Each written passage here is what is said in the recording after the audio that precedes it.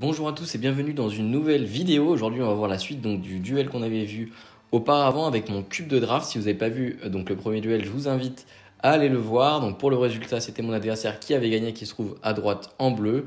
Moi je suis donc à gauche et il y a 1-0. Donc encore une fois on va jouer avec les mêmes decks, avec les mêmes cartes.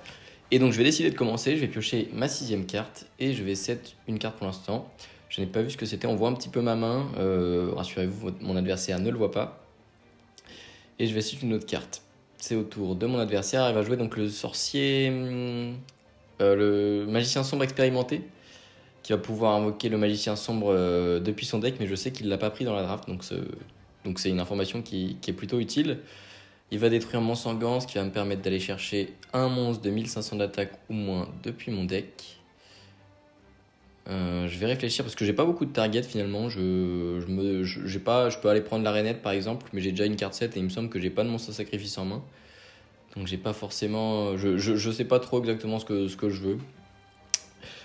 Donc je vais réfléchir. Je vais prendre la tomate, voilà. Comme ça je vais pouvoir invoquer spécialement depuis mon deck un monstre ténèbres. Je pense que là je pense à l'apprenti magicien, qui me permettra donc de rejouer mes cartes magie après en invoquant le magicien de la foi. Et puis en même temps, c'est un moyen de mettre un monstre à sacrifice aussi, si mon adversaire détruit la tomate mystique.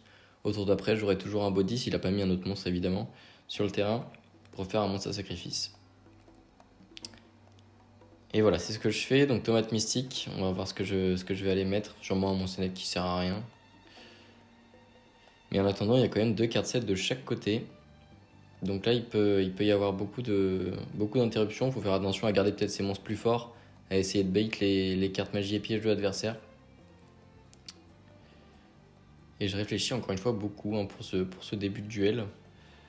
Au moins, le duel ne sera pas très long. Donc mon temps de réflexion peut-être portera ses fruits, ou peut-être que justement je suis déjà à court de ressources. J'ai invoqué le magicien... Non. Le chasseur de précision, voilà. Qui lui donc défausse une carte pour pouvoir détruire les cartes sur le terrain. Mon adversaire va set une carte. C'est un monstre et je vais piocher le pot de cupidité, ce qui va me permettre de piocher 2. J'aurais bien aimé avoir mis l'apprenti sorcier par exemple, je pense. À moins que je ne l'ai en main, je ne crois pas. Qu'est-ce que je vais vouloir faire alors? Est-ce que je vais vouloir détruire ces baccros? Pour l'instant, je réfléchis.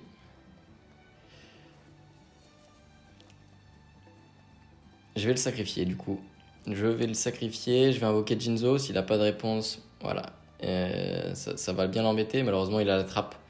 Donc, encore une fois, la trappe avec un rolling qu'on a choisi nous, qui fait que la trappe détruit Jinzo. Sinon, bah voilà, mon adversaire pourra rien faire à part. Et que quelques cartes, malheureusement, dans ce cube de draft. Enfin, il n'y a pas quelques cartes, mais bon, c'est vraiment très compliqué de passer Jinzo et c'est pas très marrant parce que juste notre adversaire peut pas jouer. Donc, c'est le rolling qu'on a décidé de choisir. Mais c'est pas trop grave, je pense que j'ai encore des ressources. Il a seulement un magicien sombre, j'ai toujours mes 8000 points de vie. Et lui, il va invoquer Raizal Monarch. Donc, qui va pouvoir cibler une carte face verso et la détruire. Je vais chaîner avec l'hommage torrentiel pour détruire ces 2 monstres. Donc voilà, je n'avais pas trop de soucis à me faire. Et il passe son tour. Je vais invoquer normalement Sabrosor, un monstre normal, 1900 d'attaque, mais plutôt puissant. Je vais attaquer, mon adversaire va directement faire le pendulé de combat pour pouvoir annuler l'attaque et mettre fin à la battle phase. Ce qui va sûrement le permettre de mettre un monstre à sacrifice, on va voir ce qu'il va faire. Pas du tout. Il va mettre le dracon étincelant, il va se crash. Alors ça veut dire, j'imagine qu'il a une mauvaise main, qu'il a pas de quoi survivre. Après, je pense que c'était quand même une meilleure idée de juste prendre 1900, il a encore 8000 points de vie. Je suis pas sûr que ce soit la meilleure des choses d'avoir utilisé pendulé de combat. En attendant, c'est pas trop mauvais parce qu'il est toujours là.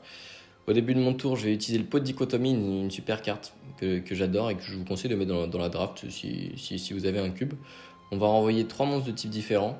On va les remettre dans notre deck au début de la main phase 1. On va piocher 2 cartes et ensuite on n'aura pas de battle phase. Ce qui me dérange pas trop parce que du coup je me dis qu'il a pas de monstre à sacrifice. Et puis peut-être que chercher un moyen sinon de passer. Sinon j'ai un autre moyen de passer le pendulé de combat si je me demande. Autre que par battle, du coup on va voir. En tout cas j'ai pas mal de cartes en main, là j'en ai 7.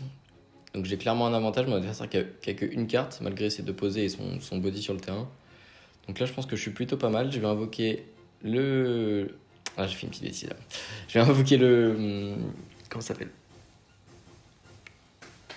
Comment il s'appelle ce... Je me rappelle plus du nom de la carte. Et je vais tenter d'attaquer, malheureusement, j'avais oublié qu'on passait pas la Battle Split pour ça en fait. J'ai peut-être fait une bêtise. Du coup, je vois la carte de mon adversaire. Alors il me semble que je la vois pas vraiment. Nous, on la voit forcément parce que la caméra elle est au-dessus, mais je crois que je vois pas la carte. Alors maintenant, je sais qu'il a une carte pour contrer mes attaques. Mais bon, j'ai dit que j'allais jouer comme si j'avais pas vu encore une fois. C'est moi qui ai fait la connerie. Et voilà, j'ai attaqué comme un... Voilà, j'ai attaqué sur mon garde des cartes. Il va mourir, donc il utilise l'explosion chaotique qui va me faire perdre 1000 points de vie et détruire ma carte. Et je vais attaquer avec le... Putain, j'ai encore oublié son nom. Chevalier épée, voilà, c'est ça. Sur Marshmallow. Alors même si j'ai replay, évidemment, j'ai pas réattaqué avec Chevalier épée sur le truc, parce que sur le pendu de combat, parce qu'il annule les flips. Il va invoquer le Dragon Alexandrite, qui est une carte donc normale qui a 2000 d'attaque, qui est plutôt forte et qui a passé mon Chevalier épée.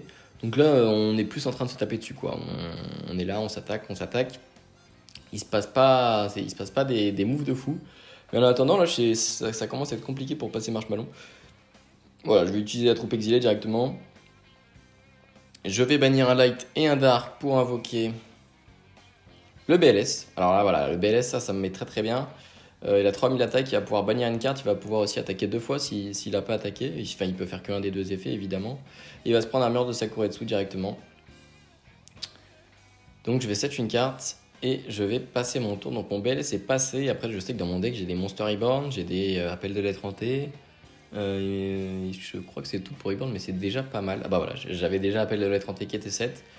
Il va vouloir attaquer avec ses 2 monstres à 2000. Malheureusement, voilà, il y a BLS qui va revenir sur le terrain et donc il va pouvoir rien faire. Il a attaqué qu'avec le gorille enragé, donc il va pouvoir mettre le Dragon Alexandrite en mode défense pour pouvoir prendre moins de dégâts.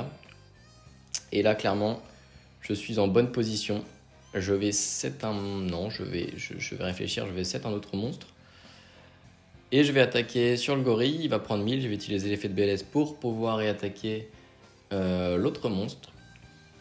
Et là, je suis en bonne position encore une fois. Il a 2 cartes en main, 0 sur le terrain. Moi, j'en ai 4 en main avec 4 sur le terrain. Enfin, 3, parce que l'appel de lettre hantée ne sert pas forcément à grand chose. Et mon adversaire va passer.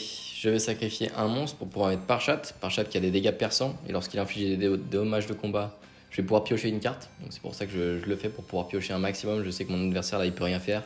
Il a plus le pendulet de combat, il a aucune carte sur le terrain. Il a aucune raison que je pioche pas et que je fasse pas d'avantage grâce à cette attaque. Et là, je sens qu'il est dans la merde. Il fait directement la destruction de cartes pour pouvoir défausser la carte qu'il avait en main. Donc là, il a clairement aucune ressource. Je pense qu'il n'y a plus trop de suspense par rapport à ce duel. Je vais pouvoir donc réattaquer avec Parchat pour les dégâts perçants. Et je vais quand même prendre la Morphojars qui me fait perdre 4 ou 5 cartes en main. Et lui va pouvoir mettre dans des lions la seule carte qu'il avait en main. Et donc il a invoqué 2 tokens. Donc ça m'embête un peu. Ça lui fait surtout gagner du temps. Mais il va peut-être pouvoir trouver une solution parce que lui il va repiocher 5 cartes et se refaire directement une main alors qu'il avait qu'une carte en main. Je vais quand même attaquer les 2 tokens avec mon BLS. Alors là, ce que j'aurais pu faire aussi, c'était bannir la carte face verso. Mais j'avais pas trop peur de ces cartes finalement. Je suis pas sûr que ce soit une si mauvaise chose. J'ai surtout envie de lui faire des dégâts. Il a plus que 800 points de vie. Du coup, j'ai quand même pioché grâce à Parchat. Et là, j'ai encore quand même pas mal de cartes en main. Je vais défausser des cartes. Pourquoi? Parce que j'en ai 7. Voilà, parce que j'ai fait charité gracieuse, je crois. Et je vais set 2 cartes. Donc voilà, là, c'est la fin du duel, clairement. Il va tenter de Typhon pour pouvoir détruire l'appel de lettre hantée et gérer le BLS. Malheureusement, je vais avoir une réponse. Ça va être l'évacuation obligatoire d'urgence obligatoire. Pour reprendre mon BLS en main, je vais pouvoir le remettre au prochain tour et mon adversaire va plus pouvoir rien faire. J'espère que ce duel vous aura plu. Si c'est le cas, je vous invite à laisser un like à la vidéo, à vous abonner, à laisser un petit commentaire pour me dire ce que vous avez pensé, ce que vous en avez pensé. Et puis on se retrouvera pour une prochaine vidéo, pour un prochain duel, un prochain deck profile ou une autre vidéo.